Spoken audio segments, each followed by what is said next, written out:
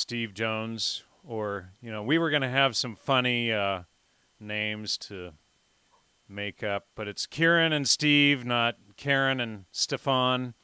And we've got a great show lined up for tonight. Got a lot to cover. And Steve's been digging up more research on the whole history that he and I have gone over for the last, 3 years, Steve? Something like that. Something like that. So we're going to go into more of that, probably touch on the Dead Sea Scrolls, the Book of Esther, the fact that Christianity is actually older than Judaism, at least as we know Judaism today. So that will be a new treat for people. And so, Steve, the audience knows you, so I'll leave you be. Kieran, how about you introduce yourself? Hi, I'm Kieran. I host a podcast kind of just as a hobby. I don't release on a regular basis like I'd like to, but I host a podcast called Shit That Matters. And I've had Steve on, I think, 3 different times. And then the last interview I did was with Jan. And so you can listen there. I have a website called theshitthatmatters.com.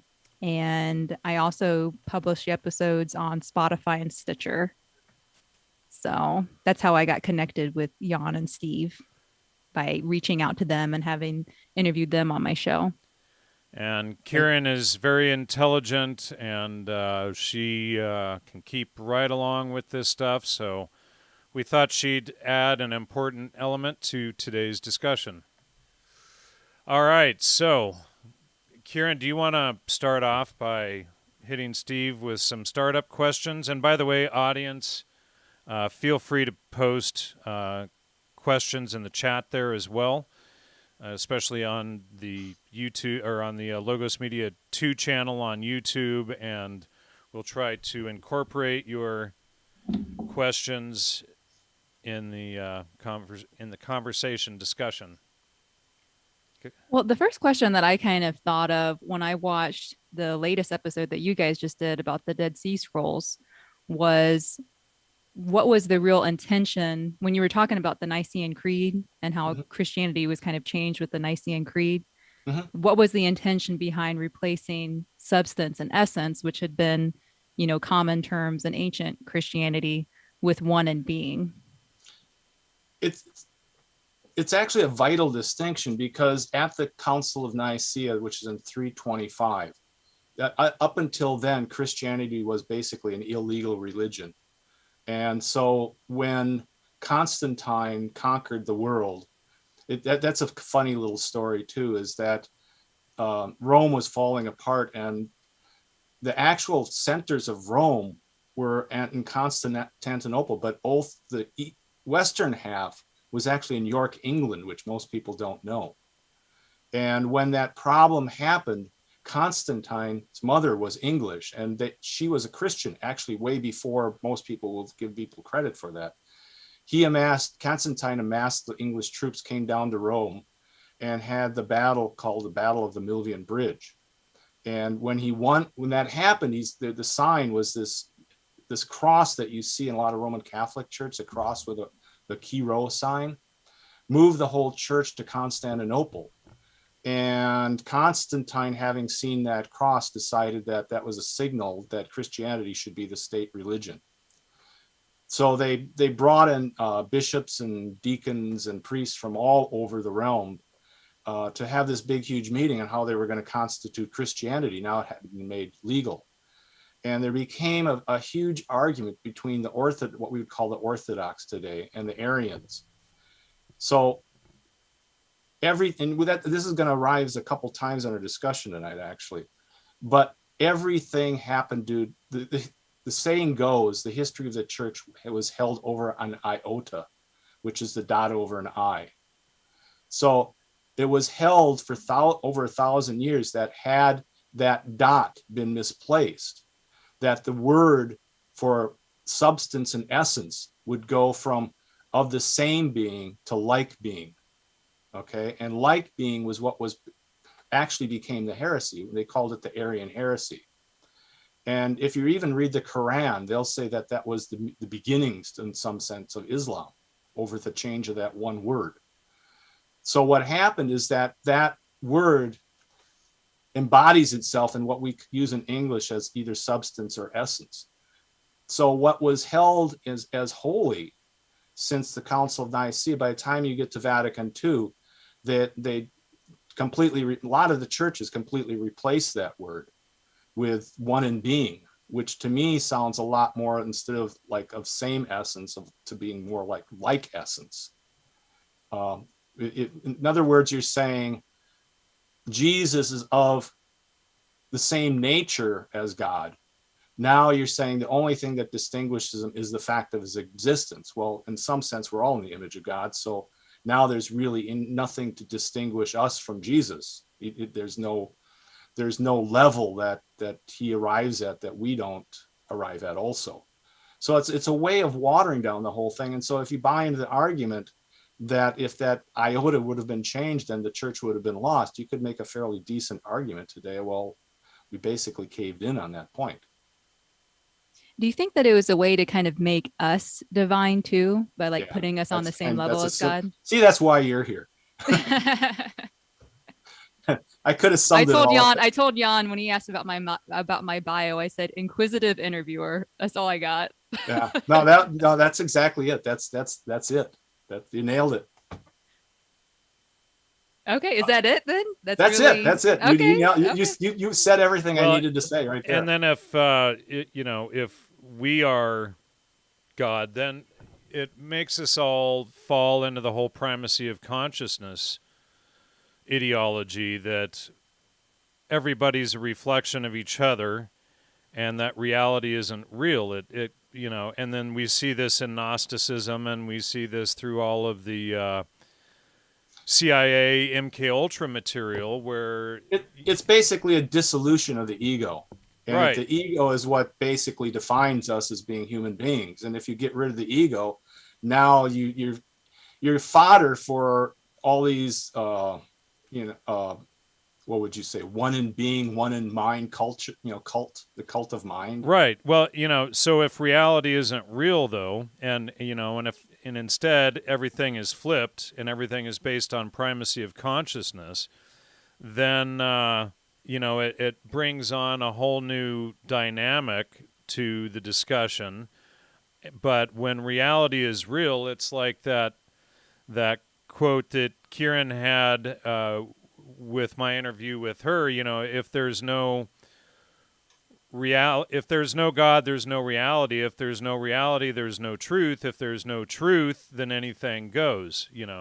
Because then any sort of immoral behavior can go, and then we find ourselves in the fall, and we see all of this iniquitous behavior, and as we know, iniquity leads to slavery. Mm-hmm. The thing that got me, we were going to talk about it before the camera went on, and we saved it for now, is that over the weekend I ran into a couple of fresh seminarians. They were freshmen coming in, and one of the disturbing things at the seminary, this is one of those kismet moments for me, is, to me, it was like when we had 9/11, they quit questioning. You saw all these intellectual kind of inquisitive debates just came to a close. It became, I'm saved, you're not saved, and let's all get down to it, and that's that, and they moved on. But very interestingly, now we're after 20 years of 9/11, I had seminarians come in, they were asking the right questions again. And I realized in answering their questions that the funny thing that I was raised in the situation where I realized, and I think Jan realizes this too, is that the Dead Sea Scrolls were a very important thing in the 50s and 60s and onwards as steering religion into a new course. So nowadays, though, these seminaries, it was very easy to say, well, the Dead Sea Scrolls, they're a potential hoax. There's something going on here. I don't like dropping everything on them right away because I'll scare them off. But they had no problem accepting that. And the thing is, I don't think they realized that the implications of all that. And so I came back Sunday night and I realized I really maybe need to think about changing the message a bit so that it approaches people who didn't live through that era or aren't familiar with that era, what really happened. And I think what we're talking about right now, the primacy of consciousness and things like that, that really is the pivot point in all this that gets lost in that. And so what I'd like to do tonight is see if we can steer the conversation a bit more towards going back to the beginning and explaining where the real problem happened, but maybe on different terms that would maybe fall easier on a more, a younger ear, let's put it that way. All right. So how far back do you want to go? We got to go back at least 2,000 years. I would like to actually first go back to the beginning of the Reformation, because I think that's where the real problem do you want to start, should we go back to the dispute between the Pharisees and Sadducees and then kind of work forward from there? Let me get the problem going first and what happened during the Reformation, because that's where Logos originally was buried. That's where things started becoming sketchy. So what happens is, and this is what I explained to the seminarians, because they'll know this eventually as they take their courses, that the difference between a Protestant church and a Catholic church, for the most part, is one is more sacramental than the other. One believes in the Eucharist or communion. One, it's not so much that they don't believe it, but there's an argument about how much the body and blood, the wine and the bread actually mean. Is it just representational, or is it real, or something like that? That all came by way of Thomas Aquinas at the beginning, right before the Reformation. And so the dispute was always, where did he get this knowledge from? And why is on what grounds did he have to wed Christianity to Aristotle? Because Aristotle existed before Christianity, and what makes Aristotle Christian in any sense? So the real Reformation, we teach today that it was started by Martin Luther with his argument, faith alone. But Martin Luther, the real argument isn't what is really presented in seminaries today. Martin Luther was taught by his teacher, Gabriel Biel, who was taught by William of Ockham. And most people are familiar with Occam's razor, but very few people are actually read the actual what the Occam's razor actually says. And if you actually go back to Occam's razor, what it really says is faith alone. That why do you need the duplicity of reason and faith if faith gets you where you need to go? So what they were doing at that point is not only they were rejecting Aristotle as Aquinas had presented it to the church, but they were replacing Aristotle. And the basic metaphor that they were using is that a person should be like a dog going to a stake, that we just know what the stake is and we should run to it, and reason has nothing to do with it. And that's really the beginning of what was going on, because where Aquinas really got this stuff was from the Church of the East. He got basically what his major work, the Summa Theologica, was really derived from St. John Damascene's text, the Fount of Wisdom, or the Fount of Knowledge, depending on how you translate it. Most of the things that he got was a publication of the church scholars from the beginning that were working under the veil of Islam and things like that, that basically got persecuted by Islam, moved to the West and brought that knowledge with them, and something the Catholic Church had not realized that they had. Does that make it clear? I guess. Yeah. So what I'd like to do, though, is go back to the beginning and show why that was a crucial issue, why it's all these things actually are in the Bible, but they're missed by most people. Okay, so I'm going to bring up a text here that's let me show it here. Is this going to be the text about the fig? No. Okay. This is going to be another text. In that, one of the issues is that in the 1800s, when they started a movement called historical criticism, which started pointing at errors and whether the Bible was consistent in all these things. So one of the first errors they said, was in the book of Genesis. Did Moses write Genesis? And the speculation went because at the end of Genesis, the author describes Moses's death.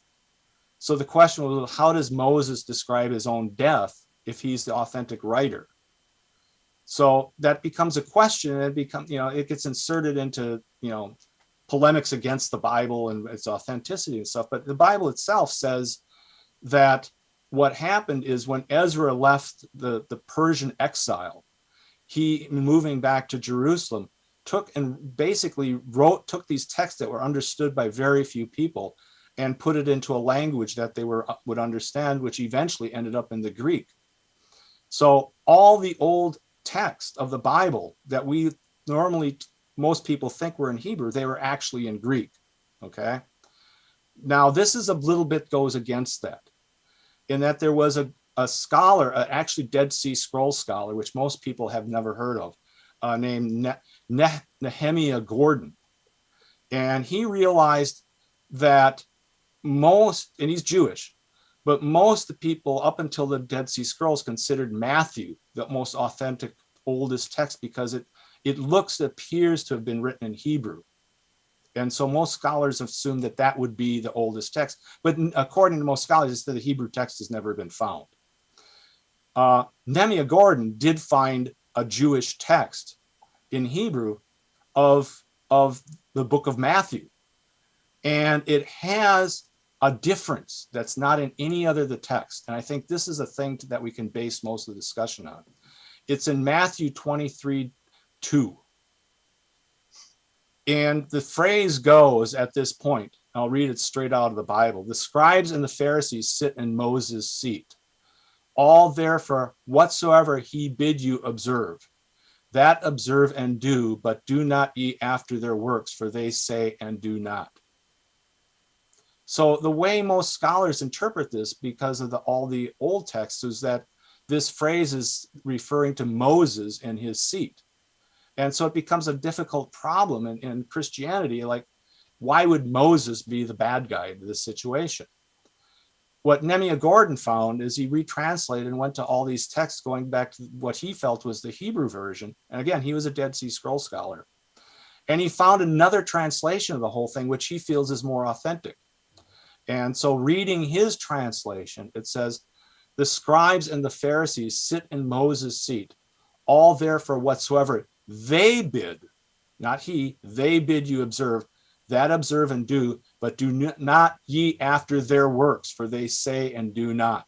In other words, he's accusing, the writing is accusing the Pharisees of hypocrisy.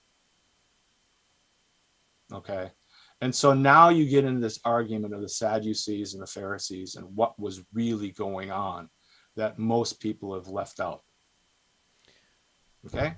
All right, let's get into that. Okay, so what I want to reset the stage. Yep. And the stage goes back to what happened that was critical at the time of Christianity's birth. And what was critical is that, and this goes back to Esther. What you have to understand is the Old Testament theoretically was supposed to end with Esther and Daniel. And then you have all these apocryphal texts in between. That's basically at the end of the Jewish scripture, getting you to the new scripture. And those were called the Apocrypha, the books of Maccabees and things like that. So what happens at the end of the writings, is that the Jews are basically arrested and exiled to Persia. And it's called the Babylonian exile. They lived under that exile for quite a time, and the reason Esther was supposed to be important is that Daniel says there's a point in time signified by a major marriage feast that everybody left the exile. Some of the Jews were left behind, but a significant amount went back to Jerusalem with Ezra, who basically retranslated the old scriptures, what was left of them, into what we now know as the Bible, and started rebuilding the temple. Okay. So now you've got basically two factions of Jews. You've got the Jews who are returning to Jerusalem, and you have the Persian Jews who are still in Babylon. The Jews that are still in Babylon know nothing about the Old Testament. It's not their scripture. Their scripture was what became known as the Talmud. And that, even though people will say, well, where in the Bible does it refer to the Talmud? What's referred in the Bible as the Talmud is called the traditions of the elders. And that actually was a gospel lesson for about 2 weeks ago. And the tradition of the elders is basically the whole thing, is that you could translate the text to fit into the Reformationist thing, that old is somehow bad and Jesus is a reformer like Martin Luther. Or if you understand that the tradition of the elders is actually this other thing called the Talmud, which is basically essentially a verbal type Old Testament with stories and all these arcane rules of how to conduct your life. You've got two different branches of Judaism evolving in each other. One becomes the Sadducees, the other one becomes the Pharisees. And the Pharisees are the Persian version of this. Okay? So what happens is, in the first century before Christ, these Pharisees, are to be known later as Pharisees, start coming back, and they want to take over the temple. And they're bringing their Talmud with them. And what's odd about that is there's a big war, and about 700 Pharisees are crucified by the Jews who are in Bethlehem, in Jerusalem. That becomes a very, obviously it would become a touchy point about all this stuff. So what happens is the Pharisees decide, how are they going to take over Jerusalem? So what they do is they install somebody who's of their kind, which is Herod the Great, and he gets permission from the Roman Empire. What he does, and it's referred to in the Bible, but not directly, is he installs a Pharisee as the head of religion, basically, eventually of the temple, called Hillel the Elder. And Hillel the Elder becomes the centerpiece of the Pharisaic movement. Okay? What happens is that, trying to go around a lot of different ways, eventually we go through the crucifixion, we go through the life of Christ, but eventually the destruction of the temple is predicted, right? In 70 AD, the destruction is, and you can look this up, there's different people, Michael Hoffman, E. Michael Jones, they've got good books on this. I tend to doubt them. I think they probably take it a little too more anti-Semitical than am comfortable with, I guess. They would deny that, but I think a lot of people would say, you're kind of on touchy ground. But what happens is that all the Pharisees pretty much get killed off, except one. And that person is basically a Pharisee in training. And his name is Johannes ben Zakkai. He is smuggled out of the temple and goes to who's going to be the Roman Emperor Vespasian, and asks for permission to reconstitute Judaism. Now, some people would say that he's basically putting the Pharisees back in charge, and to some degree he is, but in some degrees you really can't know. He's reconstituting Judaism at that point. So somewhere after 70 AD, he goes to Vespasian. He has this council called the Council of Jamnia, and that's where Judaism is reconstructed under those terms. In this sense, Christianity is actually older than Judaism, because the original Judaism that most people think of was shut down when the temple was destroyed and when everybody was enslaved in Persia. So this is all a brand new Judaism at this point. Correct? Well, what Nehemiah Gordon specifically says is, now you have to see Christ as a traditionalist, not as a reformer. That he is in a position where he's trying to protect tradition, not trying to invent a tradition. Unfortunately, you got to think about this. When the temple's destroyed, all the temple priests and everything are dispersed or killed. all the documents that would have been the library of the temple are moved. A lot of people would say that's what became the Dead Sea Scrolls, and so they were put there after the destruction of the temple. So they really have no way of reconstituting Judaism at that point, which is an important point, because if you don't have the documents, if you don't have the scriptures to base it on, the next convenient thing to base it on is the Talmud. Would you say it like Judaism got turned into Persian mysticism? I wouldn't say all of it did, but I would say that's where Gnosticism seeps into Christianity through that route. Yeah. That becomes the basis of Gnosticism. The true basis of Gnosticism is when that Persian angle, that dualism, combines with John's book, John's gospel, who then, in the 1700s gets, sort of reinterpreted as a Gnostic text. But their principal Gnostic text was called the Corpus Hermeticum. And the beginning of that is a perversion of John's gospel. So somewhere it's fairly well documented that puts a date on when the Gnostics begin. You have to have John's gospel first, and it has to become popular, and then somebody has to pervert it. And at that point, you're back to this primacy of consciousness, because they're taking, in the beginning was the Logos, and the Logos, was made flesh. They now turn it into a primacy of consciousness text. It's the one. Now it becomes the one mind thing. Yep. At that point, a total inversion of Logos. Right. So what you got to see now, and I hope I've illustrated this right, in that now, in order to keep the ball going in the modernist field, now you've got a real dilemma, because what you really want is you want to show that Christianity is a Gnostic cult if you're a modernist, but the dates don't work out, because what gets you to that point would be to prove that this Judaism is what we call Judaism today is the traditional thing that would have existed before Christ. And how are you going to do that? How are you going to take something that every scholar knows was constituted at least at earliest, say 150, 200 AD, and put it at 100 to 200 BC? What's the best way of doing that?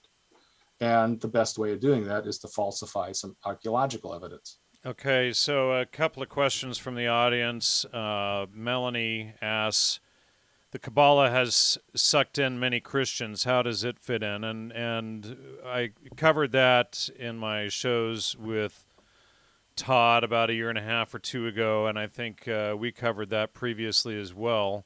But do you want to give that a stab?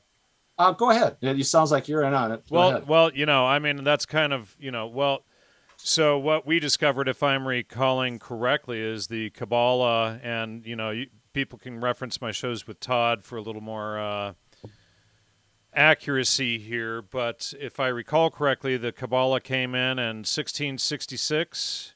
Mm-hmm. Does that sound right? That sounds about right. And then, which of course... They would disagree with you.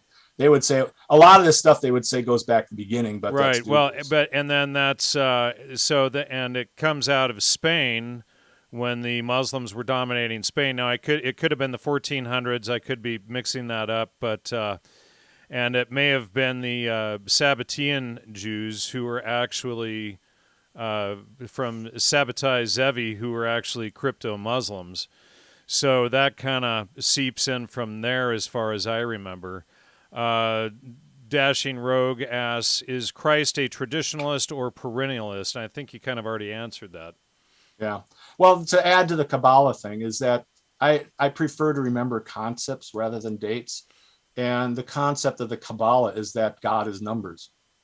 Right. So that really is at the heart of the modern heresy that, with mathematics, I've made several claims that people like Einstein, it's just the Kabbalah retranslated. Right. Well, and I, what was his name? Chris Bjerknes, I think, is covered, in depth Einstein's frauds and ripoffs and things like that. But Einstein is really who tried to take primacy of consciousness to the extreme, where nothing is real at that point.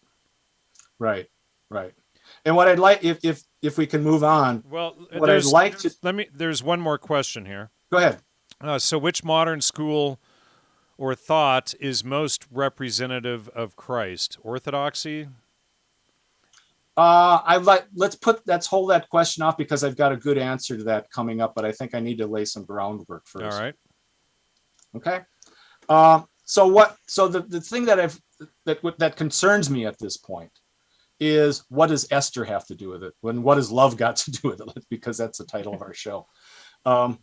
And love is basically the replacement of the 1960s replacement for what became known as scholasticism, which was really logos philosophy of the Middle Ages, late Middle Ages, early Renaissance. And for those who don't know, let me interject here. Logos being reason. Logos is where we derive the word logic from. Logic is the art of non-contradictory identification, or in other words, truth. So truth as God, and then that is inverted to be peace and love, Christianity post-Vatican II, correct? We're not against peace and love. We're not against anything like that. It's just that the ancient metaphor, it's in the Psalms, but also is in the Bacchae, that you have the horse and the rider, that the horse is likened to faith and the rider is likened to reason. The horse, you need the horse to get somewhere, but you need the reason, the rider, to kind of moderate it and to guide it. So it's not that love is wrong. It's just that you can't just love everything indiscriminately. Somewhere you have to channel your love towards good, what the better and the good. And that actually becomes the problem, because what happens at some point in time, the whole essence of logos is the idea of you embracing or understanding or attempting to associate with reality. And you have this thing with the scholastic called the egocentric predicament, or the veil of tears. How do I know that my thoughts reflect reality? Well, if that gets inverted, that decision never has to be made. I never have to decide. I will never know when I'm being deceived. Because you're starting from the point that I know reality is real, and then any contradiction is a lie or an error there to deceive me. Yeah, well, where's the error, in my mind or in reality? One Right. would say the error is in reality. The other one would say, well, it's in my mind. Right. In real logos, you're assuming your mind might be an error, that it's reality that corrects you somehow. Right. And in Primacy of Consciousness, left-hand path, reality is no longer real. It's a figment of your imagination, and therefore it's not real. And that also takes away people's right to agency and them being responsible for their own actions.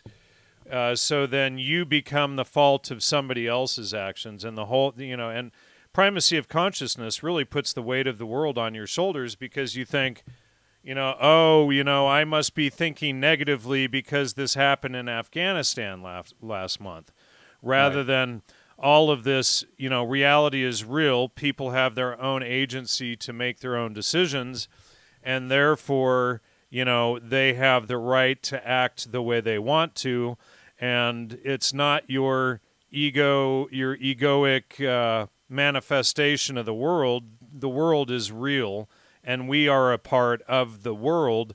We're not a part of your imagination. So it takes the ultimate egoic position away from the primacy of consciousness sort of leftist Gnostic perspective. Yeah, well, I would go one step further. I would say you earn your ego, in a sense, by assimilating and understanding the world. Everybody's given an ego at birth, but you nurture it by reaching out and contacting people and even loving other people and stuff. But it's a basic thing of which is an error. Is it reality that's an error, or am I possibly an error that I need training? Right. Well, and if there's an error in reality, what does it look like? Yeah. So if we ponder that for a minute, an error in reality looks like a car accident or a train wreck. Mm-hmm. Because you can't have two ideas or two items, two nouns occupying the same space at the same time.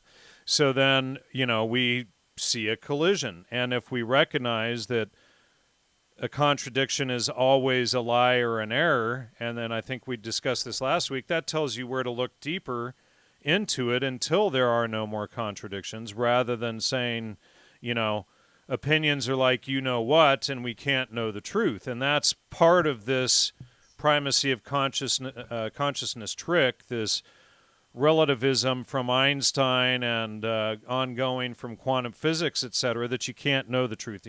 Now there's 12 different realities, so you can't know anything. And then, well, my logic professor in college basically said, we've had this argument before. If you could prove a tautology true, which is a sentence like this sentence is false, then there's anything you can prove true that you want.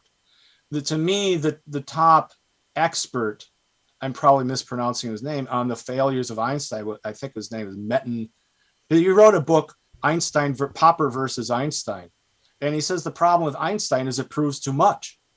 That if you accept Einstein, you literally can prove anything you want. Right. Well, that's what a tautology does. If you can prove that this sentence is false, or one of the things, there was a famous painting by Magritte that this is not a pipe. You can look it up. It's kind of a funny painting, but basically it's saying what you think it is not. It's by in its own self-reference, it denies itself. And once you've accepted that as true, there's nothing you can't prove. It proves too much. So then it shows that Einstein's tautology and the foundation of his thinking is false, which also connects, who did Einstein hang out with at Princeton University? And, so those of you who play the drinking game, Julian Huxley.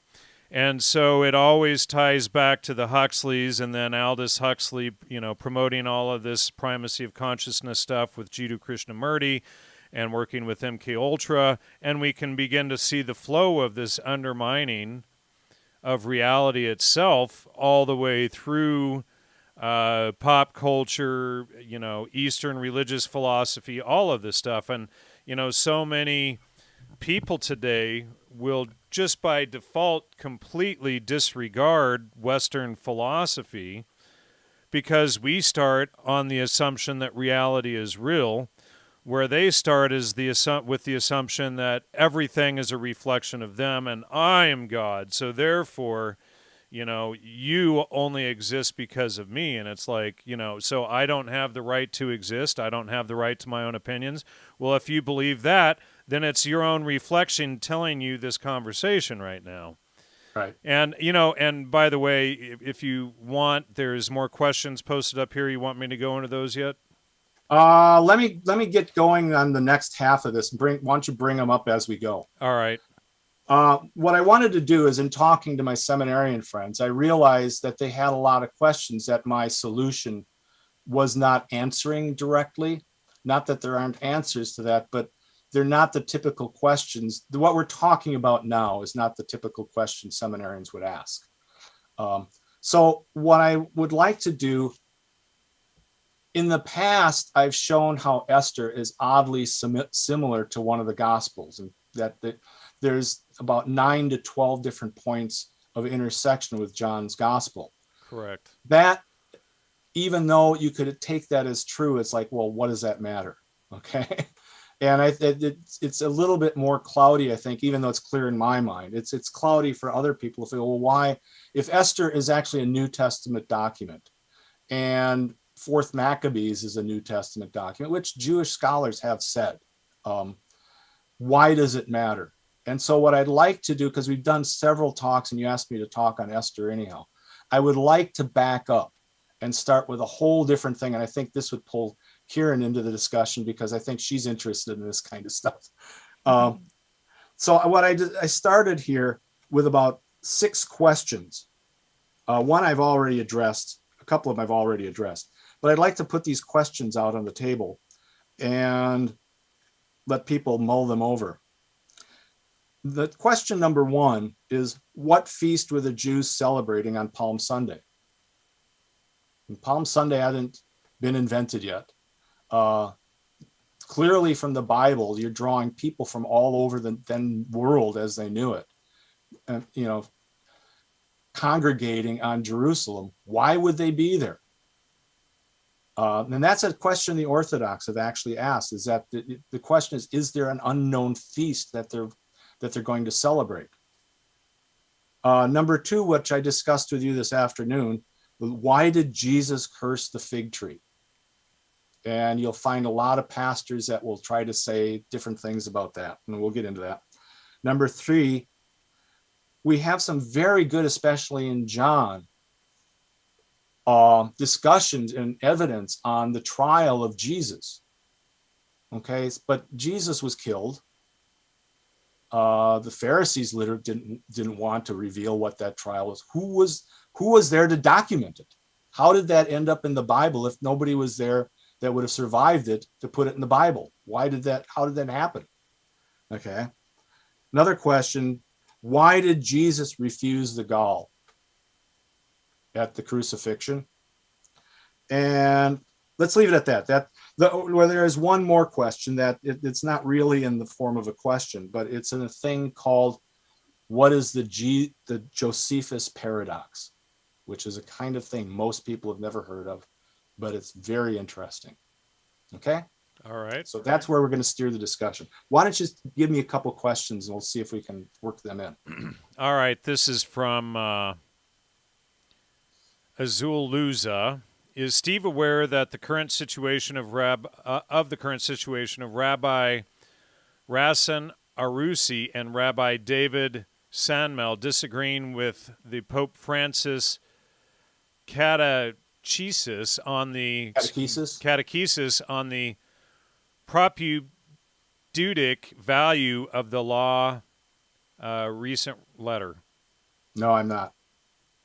Bluntly, no, I'm not. I'm not aware of that at all. All right. And then Joe says, modern religion philosophy seems to say that humans cannot grasp or understand anything regarding God.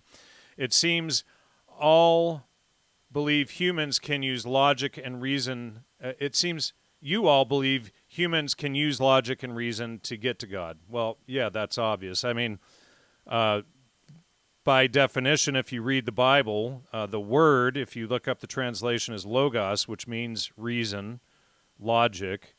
Logic is the art of non-contradictory identification or truth, and this is the underlying teaching that that Steve has been helping us uncover for the last 3 years regarding what logos is and how the church was inverted to suppress truth as God, essentially. And let me just interject one more thing there is, we see it when we see the grand joke of it when we go into a courtroom and place our hand in the Bible and swear to tell the truth, the whole truth, and nothing but the truth, so help you God. Why would that be there unless God were truth? But go ahead, Steve. Or Karen. I wouldn't say I wouldn't limit God to just truth, but it's a major aspect of it that gets united with being and existence and things like that. They can't exist by truth. In other words, truth has to also exist, and it also has to have a goodness in that. So you get kind of a trinity, which we've talked about. And truth becomes the light, and then basically Jesus is truth or logos incarnate. Right. So, Karen, you've got anything, or before I go on? Jump in. Well, I had some questions, but I think that we're kind of steered away. Well, go ahead and. Well, I guess when you were talking about the Pharisees, I feel like you were kind of going into just historical, chronological, the history of it and everything. But what I found interesting when we've kind of talked about it a couple of times is basically tying in who the Pharisees were back then to like what progressives or people that call themselves progressives, like what they're doing now. Yeah. And so I feel like that, like if you're able to kind of see how those two things connect, at least for me, it shows how the Bible like isn't antiquated, and how like when you read the Bible, it can really be a predictive document for like what's going on right now. I'm going to try to pull a Kieran here and try to stay away from a long argument and try to make it as simple as possible. If you don't have truth, you need lots of laws. Yes. That was Okay. another point I was thinking when you were talking about the Talmud, is it's like basically, Yeah, exactly basically right. all legalese. It's just like, Exactly. I mean, look at the society today. If this isn't right, well, let's go get another law. If we don't, let's throw more money at it. Uh, yes. it's the idea that now, I always tell people a lot of the Talmud is sort of like if you step on a crack, you break your mother's back type stuff. Yeah. Yeah. And then if you keep going on and on and on, if that doesn't fix it, well, let's make you step on two cracks, and or something like that. Well, and in the Talmud, there's actually laws about walking under, through a walkway with an overhang on a Sunday and blah, blah, blah, or Saturday, and how that's, against the law and all of this nonsense. And this is what Jesus spoke out against, is just how far removed from reality it became. Right. Daniel Ritter says, can't we prove the historicity of the Old Testament by the Septuagint, especially since it was translated in the Jewish temple before Christ? It was quoted by Christ, and the Orthodox Church kept an unbroken chain of custody with it. That's exactly right. And there used to be a website. I don't know if it's there anymore, but it examines the Septuagint and actually makes a chart of which Bible Jesus is quoting. Is he quoting the Septuagint or the Hebrew Bible? And overwhelmingly, he's quoting the Septuagint. But the only argument I have with that is I don't want to relegate the Hebrew, that it has nothing to offer, though, either. There is stuff there. I would say the problem with the Hebrew more than anything is that Hebrew is written without vowels, and so it opens the door for a lot of people looking for codes and looking for different kinds of translations and reading into it what you want to read into it.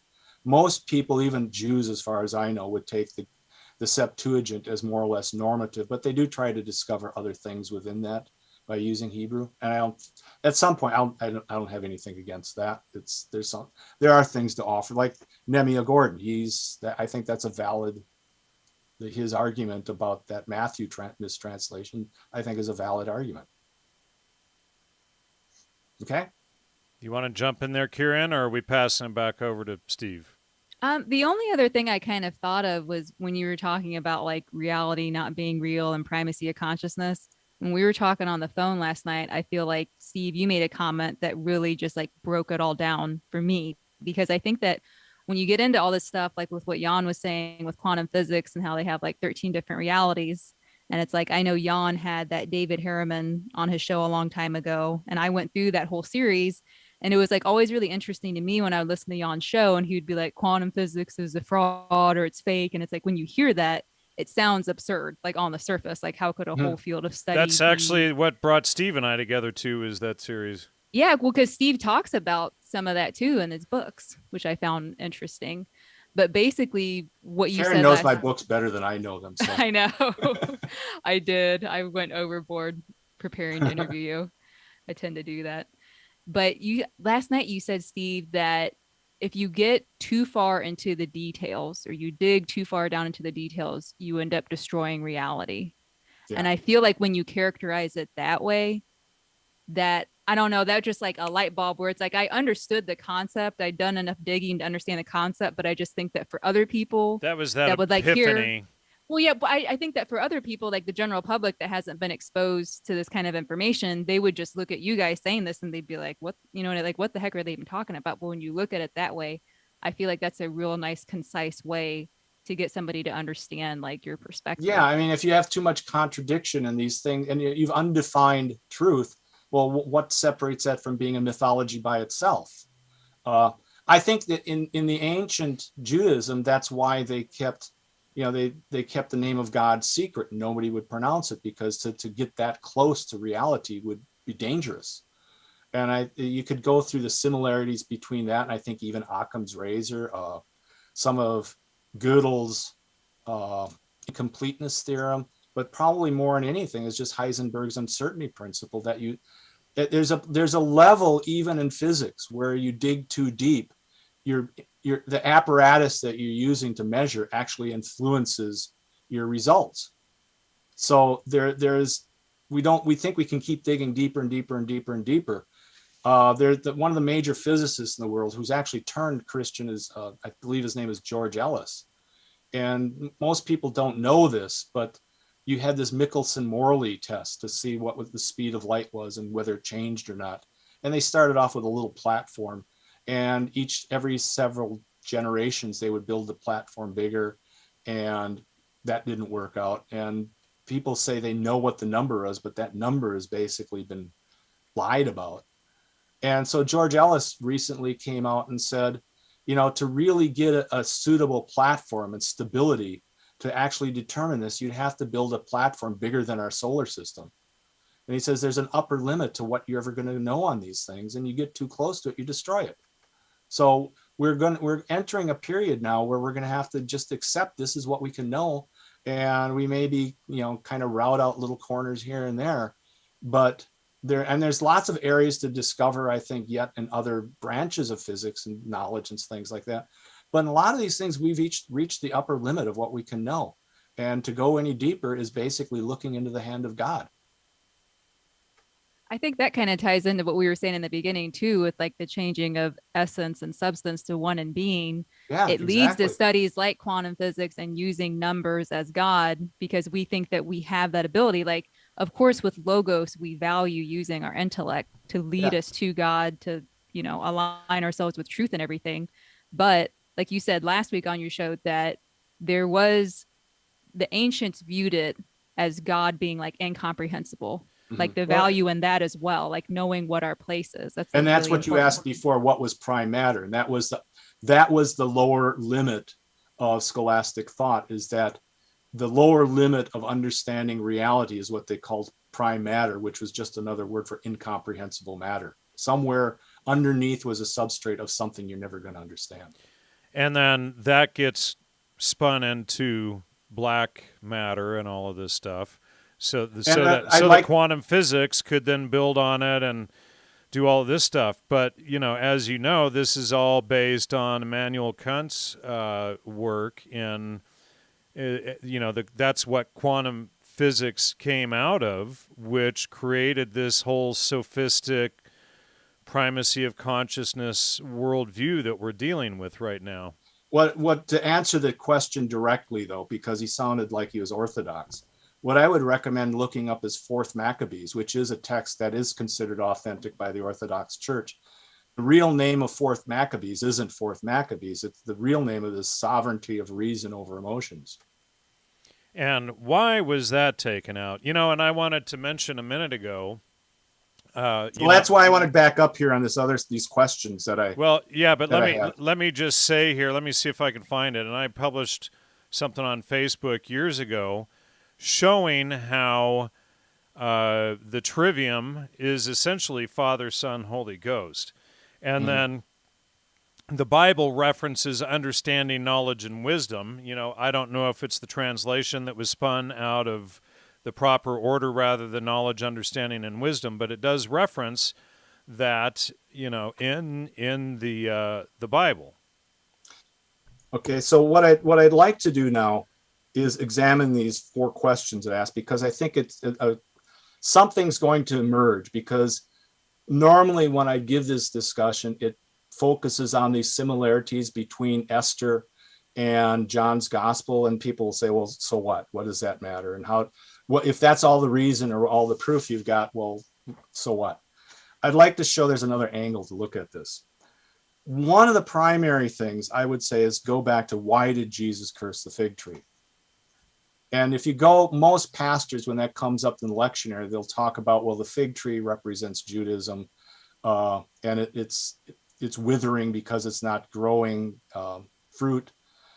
What's not addressed usually, and what's missed on this, is that in the Jewish calendar, the last month was the month of Adar, and you had this feast at the time called Mordecai's Day, which eventually became the Feast of Purim.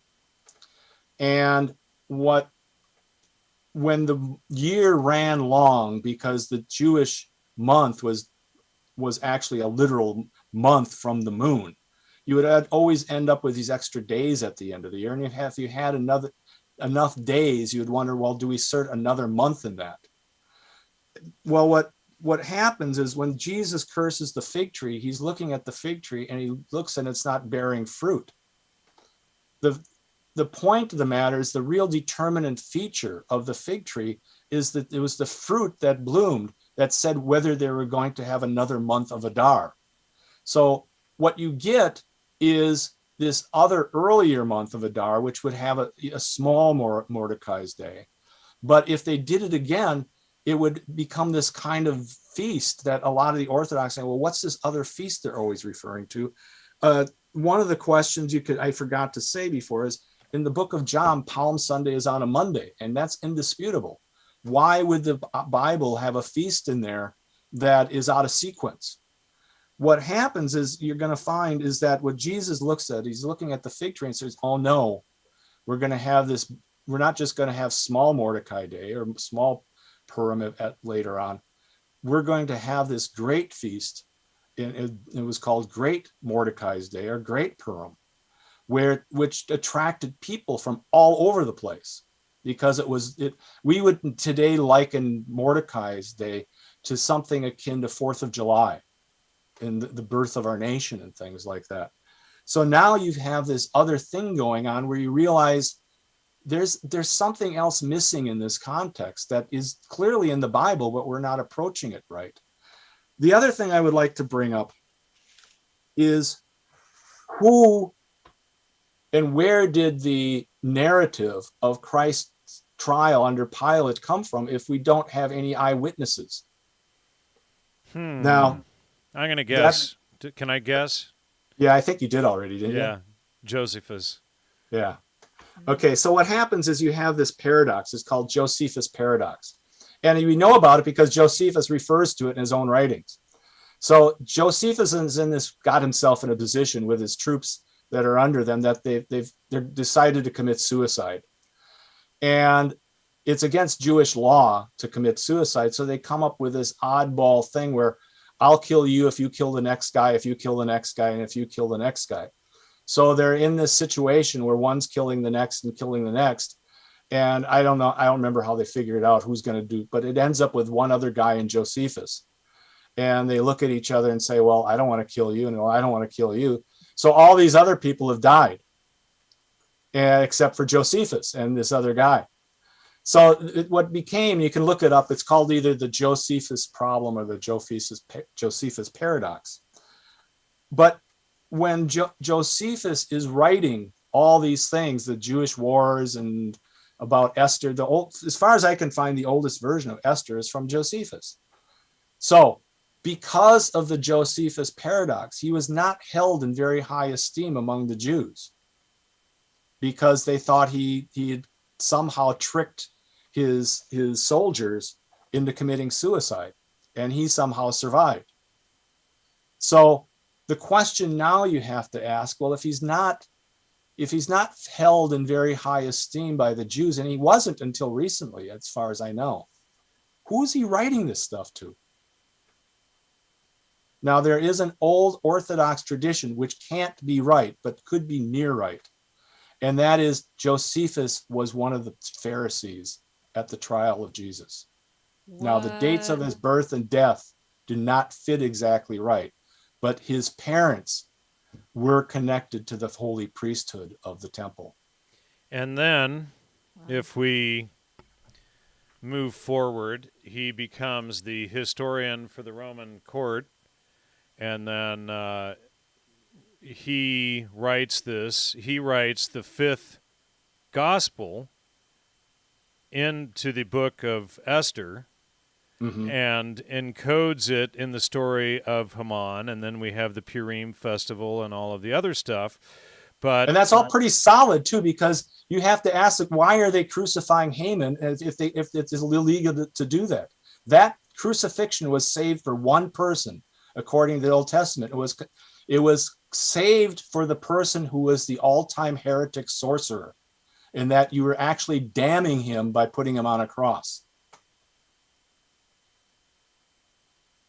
And the likeness of Jesus to Haman is indisputable. And you had pointed out in your book that there were 12 or 13 similarities, and you can have like 3 or 4 before you get into statistical impossibilities. But when you have 13, it's like, it becomes ridiculous. And then you have these two characters, Haman and Jesus, being the only two people crucified and at the exact same time and all of this stuff ever in history with these things. Why don't you break that down for those who don't know it?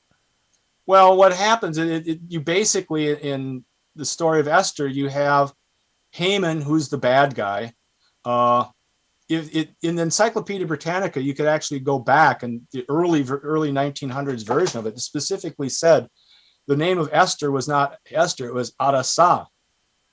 And if you just look at that, and it's clearly Persian or Aramaic. But if you just put the prefix to it as Shahrazad, it's very obvious that the story of Esther is a perversion of the story of Scheherazade. And so, which is found in the 1001 Nights tales and things like that. So what happens is you have this story where Haman is trying to sell out the Jews. He's determined to be the bad guy, and he's caught by Esther. It's a kind of a long thing, but then you have this story of the crucifixion of Haman, where he's put on a hill with his two sons on either side. Beforehand, they march him through the streets. They put robes on him. It's you have one thing where you have a fortune lost is a fortune gained, where the fortunes are completely turned, where you think the one guy's the bad guy and all of a sudden everything is misplaced and turns around. The winner becomes the loser becomes the winner. They're shaking lots. There's just too many weird similarities between the crucifixion of Haman and the principal one that scholars are wrestling with. But even in Fraser's Golden Bow, which is the thing that started this controversy up, he had this all documented and written out in a very scholarly fashion in the early 1900s, but it was censored. And so you get the Golden Bow today, and it's not in there. And we're not talking about the abridged version, but the 10 volume version of it. Yeah. And you can find it on there. It's under the headings, the scapegoat. But the thing is that what you realize is that there's this crucifixion. They go to Pilate, or they go to the authorities and say, we have no law to crucify him. Well, they did have law to technically crucify him, because they were stoning people all the time. But typically they would kill the person, then they would hang him up on a pole. The distinguishing feature is that they didn't have any law as a torture by death by hanging on a cross. So in Jesus' case and in Haman's case, they both died as a result of the crucifixion. That was unique in history. The other thing that was unique in history was the damnation of doing it on a cross, because the cross itself was considered a sign of damnation. And eventually, the burden of all this stuff becomes too high. And it's not that scholars haven't admitted to it. It's just that it usually gets censored. Okay? All right. Now, what I want to do here is I want to shift a little bit as a result of talking to these seminarians and stuff like that, because what's very important to them always comes up right off the bat, and it usually comes up with other people that are familiar with this, is the Filioque clause, and this real story behind the Filioque clause. Do you know what the Filioque clause is? I do not. Okay. In the Nicene Creed, as we recite it today, it says, proceeds from the Father and the Son. Okay? The real rupture between the East and the West Church came from the Filioque, which is just Filioque, which means and the Son. So what you have is proceeds from the Father, they added on, and this extra Filioque at the end. Okay? People assume that alone, the Filioque clause, is in other words, they're trying to, how can I say this? They're trying to substantiate where the Holy Spirit comes from, okay? And in the original Nicene Creed, the Spirit comes directly from the Father. They added on and the Son. and that was done by the Pope. So the way they normally teach this, even in most seminary classes, is that they'll say that addition was unwarranted as held by the Orthodox Church. And so that became the reason to doubt the papacy, and that caused the severance of the Eastern Church from the Western Church. There's the rest of the story, which they never teach you. And this plays into the whole Logos thing too. So what they had is to solve this, the church, the Eastern Church was pretty much centered in Constantinople. The Western Church was centered in Rome. And so the Eastern Church was under onslaught by Islam. And they're appealing for military troops from the Western Church to come and help them defend Constantinople. They decided they weren't going to do that unless there was a prior agreement that over the Filioque clause. So they had what was called the Council of Florence, which hardly ever gets talked about. And so what they did is they had a delegation from the Eastern Church headed by a guy named John Bessarion, who was the chief Orthodox guy who came to the West. But he also brought a judge along called Gemistus Plethon, who actually was more or less a Gnostic Neoplatonist. By the time they get to the Council of Florence, he becomes a superstar because he's got basically this Gnostic theology that's supposed to solve all the problems. He's got a reputation of solving all disputes, and he becomes a rock star in Florence, and basically engulfs all the talk and all the attitude and all the fascination at that time. So much that by the time the Council of Florence is done, Plethon has pretty much converted all the Roman Catholic bishops to Neoplatonism. So what happens at the Council of Florence, the Medici family actually reconstitutes, even though they've been shut down since the beginning of Christianity, the Neoplatonic schools, they start teaching Neoplatonism again. What they do is they convert John Bessarion into a Roman Catholic.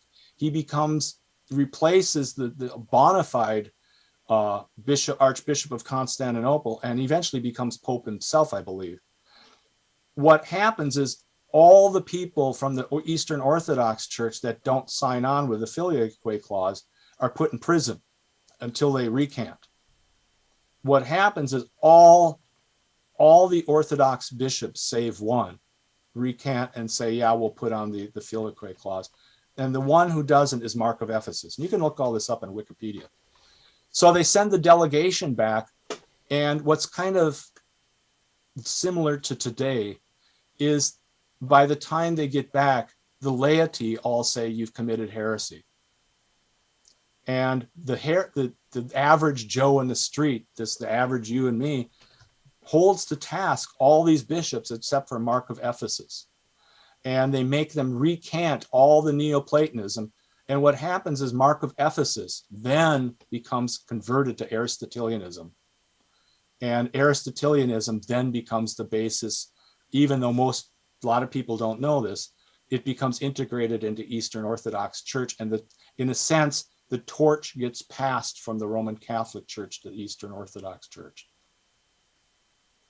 Eventually what happens is that all the Eastern Orthodox bishops recant. There's a kind of a legend that in any given era, at some point, Christianity is going to come down to one person, and one person alone that will know the truth. And at the time, they decided it was Mark of Ephesus. Mark of Ephesus had the complete fullness of faith, brought it to the Eastern Orthodox Church, and you don't see that commitment to scholasticism in the Roman Catholic Church. I mean, it's always there to some degree, but you don't see that total commitment until the early 1800s under Cardinal Mercier and the neo-scholastic school, which eventually gets drummed under by the French modernists, and that leads up into Vatican II and the Dead Sea Scrolls and what have you. So I hope that puts a complete package of the whole thing. And so we can see with this new history and discussion how faking the Dead Sea Scrolls was actually a necessity. Yes. To give the new Jewish church because it's, the temple was destroyed.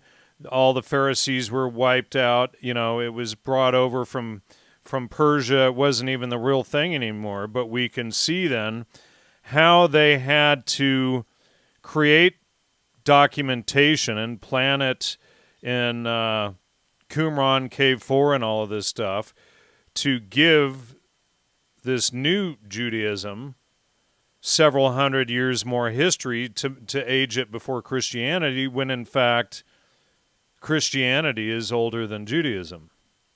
As it's constituted now. Yeah, and then what happens eventually, you recreate Orthodox Judaism.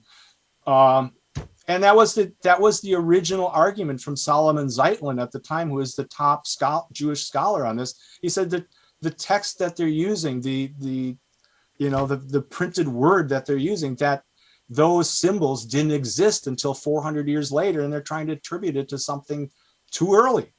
That was always the discussion, that type of script didn't exist in the point of time that they're trying to attribute it. Keren, you're quiet over there. So I'm just thinking, so what do you think? I don't know if maybe I'm missing something. What is the real benefit of making the public think that Judaism, or the Judaism that you're talking about, was older than Christianity? Is it the Gnostic component, or is it I think something it's else the I'm Gnostic missing component. I think clearly after World War II, you can't have a country going around annihilating 6 million people. But to me, I don't want to get controversial, but it's very similar to the modern state of affairs.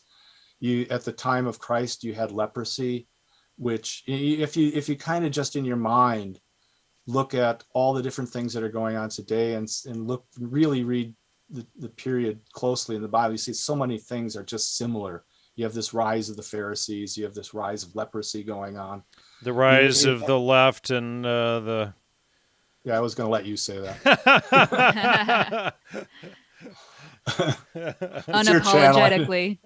Yeah. Well, I mean, I'm there. Well, I mean, it goes into the thing that I'm researching right now is the Codex Sinaiticus, is that they try to misplace which is the oldest text, and they find a text that leaves out the resurrection. Well, the resurrection is a very difficult thing into the modern mind. How does that happen? And so rather than actually wrestle with the theology and philosophy of it all, or the miracle of it all, they try to create a religion that is not as difficult to prove. It's basically saving their own ass. I would say more. I don't know how many everybody's got a touch of Gnosticism, I think, these days, but I think mainly you've got an institution that they feel is worth saving. And wouldn't it be nice to get around some of the difficulties of miracles and things like that? So let's come up with a religion based on primacy of mind, which doesn't have as high of a hurdle to overcome. And coincidentally, the Codex Sinaiticus leaves off the resurrection of Christ. So let's make that the oldest testament and say that the whole resurrection thing was added later. And it becomes an easier product to sell to the modern mind, I would say. I think another important distinction too is, like Jan just said, the left. But one thing that we've talked about, I don't know if we talked about it recording or if we just talked about it privately, is that when you look at the Pharisees were really elitists. Exactly. That's really what they were. And that's really, when you look at the progressives now, or the people that call themselves that, that's really what they are. So you can say that. And I've said that when I've interviewed you before, where it's like, calling yourself like liberal or conservative, like a lot of people would probably consider me conservative because of the world we live in now, but I feel like it's almost pointless, those terms. I look at it like the problem. Those monikers mean anything anymore. Yeah, like I look at the problem that we're dealing with right now in the modern world is this elitism taking over, and that's what they were dealing with in biblical times as well. The Pharisees were dressing like Romans. They were going to all the Roman parties. They were participating in all the wine. That gets into another topic, but basically that's the feast of Purim is drink until you can't stand it anymore, till you can't know good from evil. It's the god of Dionysius is the god of wine. Yeah. And so the whole thing was, let's get drunk and that'll make friends out of us all. And solve all our problems. And Yeah, well, and what do you see today with the psychedelics and the leftism and all of this stuff? Hey, let's get drunk, let's do lots of drugs, and then we'll all be the friends. erosion of the ego. The erosion of ego, the erosion of reality. Iniquity goes, and then and then we can see the collapse of society around us through the promotion of this. Yeah. So let's see here. And we kind of mentioned this last week, but Oso says that the Codex Sinaiticus is wrong, found in the trash to be burned, and we had talked about that last week with Fomenko. Yeah. And like I said, I've got a book coming from Mount Athos on that, so we'll have more to discuss that in the future. Drink and drugs allowed for possession, and then you get the outcomes you see in front of you. Very well said. Yes, and that's what why I did an about face on the whole psychedelic movement, and I renamed them suggestogens, and the word suggest means to bring to evil. But that was what I discovered, is that the whole thing was MK Ultra, the counterculture, the psychedelic 60s, all of that was MK Ultra, and it's still being heavily promoted today by every fake podcast jock out there. And then, of course, I went from having one of the top podcasts in the world to being sidelined because I came out exposing this. And it's been a decade, and I have still not had anybody go through my work point by point and try to debunk it. They will name call, they will use ridicule, they will say no way, they will say, the most common and stupid argument that I hear, well, psychedelic drugs are older than the CIA, so therefore, and it's like it's a tool. Yeah, so therefore it's the real religion and all of this, and therefore native revivalism and the archaic revival, the old shamanic drug high religions, like the Aztecs, where they were sacrificing up to 8,000 people a day and eating them. That's good. Christianity, bad, per this, insane logic, but people can't grasp that I've literally heard that ridiculous argument that drugs are older than the CIA upward of 10,000 or more times. And they actually think I've never thought of that. And, and all of these people won't read or watch my exposures of all of that. And then, come full circle with you and I kind of bringing our work together over the last couple of years, and then realizing how the Dead Sea Scrolls and Vatican II and all of this Gnosticism and Sufism. It's way beyond coincidence. Right. It merges it all together. And it's like, oh, come on, 3 days after the CIA is founded in June, June 26, 1947, on June 29, they have the conference in Seelisberg, Switzerland, and then that leads to the faking of the Dead Sea Scrolls. And then, 7 years later, they're doing MK Ultra, promoting through Aldous Huxley and the Doors of Perception and everything, the exact same ideologies that Gnosticism and Sufism promote through the overturning of Logos and the overturning of the church and Christianity. So, how could it be, coincidence? I'm not a coincidence theorist. Are you, Steve? Well, even more than that, I mean, half this stuff was written about in Time Life magazine and Look magazine. They weren't ashamed of it. They were putting it right out there. Yeah. If you look back, you've got the magazines, I've got the magazines.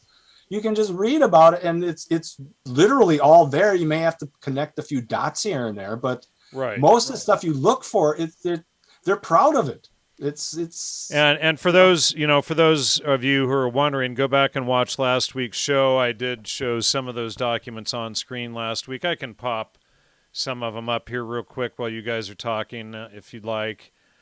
I would like to thank you though for the term suggestion, because I'm reading this book, The Rape of the Mind by Juste Merleau. Put it up there so people can see it. It actually helps in the reading of this book. It was written in 1956 about brainwashing and things like that, but it does actually help when he brings up things like paraphernalia and drugs and things like that. Inserting your term in there actually makes the text clearer. Well, and the thing is I invented that word 7 years ago, and it's kind of taken hold in some circles, but most people cannot grasp that the entire foundation that or the entire thing that they're going through on these substances is based purely on even if you've ever heard the name psychedelic or let's also include entheogen, the outcome of your experience is already entirely altered. And I published that article in 2014, but what happens is, every single person who attacks these ideas refuses to read the work first, and we all know, well, intelligent people know that you read the work first and then attack the ideas, not the other way around. So, right. I think we've got them, but whether it catches on or not, but I think we've got them. I think we do too. And I'm just, so how old are the demons? I'm just trying to look through, I know I probably missed some, DMT demons, correct, so they're too proud, yawn, and love their sin too much, correct. I'm just trying to see if there's any questions we missed. There probably are.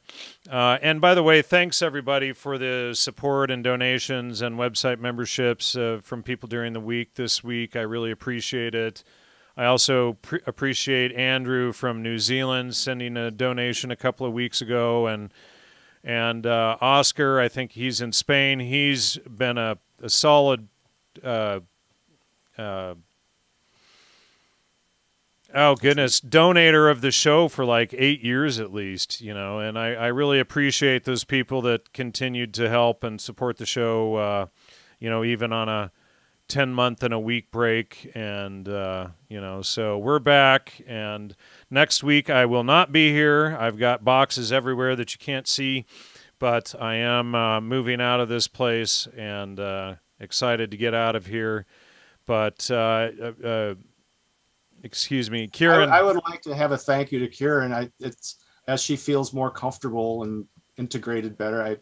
She's much better looking than me and Jan. So I have to soak it all in. I'll review it. Yeah, well, it'll come to me. Great. This is her first live video show. Well, her first live show too. So, but I think you can tell from her questions. They're really good questions. Yeah, definitely.